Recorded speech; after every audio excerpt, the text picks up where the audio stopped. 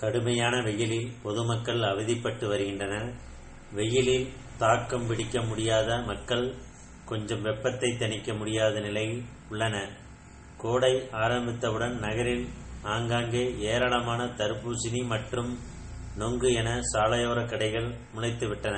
குழந்தைகள் முதல் பெண்கள் மற்றும் பெரியவர்கள் வரை ஏதாவது ஒரு சாலையோர கடைகளுக்கு சென்று தர்பூசணி மற்றும் நொங்குவை சுவைக்க ஆட்கள் இல்லை என்று கூட சொல்லாமல் பொள்ளாச்சி பகுதிகளிலிருந்து அதிக அளவில் நொங்கு உடுமலைக்கு கொண்டு வரப்படுகின்றன. உடுமலை பகுதிக்கு கொண்டு வரப்படும் நொங்கு, பதனீர், பனங்கருப்பட்டி உள்ளிட்ட பொருட்களும் அமோகமாக விற்பனையாகி வருகிறது. பொதுமக்கள் உடல் சூட்டை, வெப்பத்தை தணிக்க தர்பூசணி மற்றும் நொங்குவை அதிகமாக விரும்பி சாப்பிடுகின்றனர். இதனால் தர்பூசணி மற்றும் நொங்கு விற்பனை சார்ந்த பொருட்கள் அதிக விலைக்கு விற்பனை செய்யப்படுகிறது.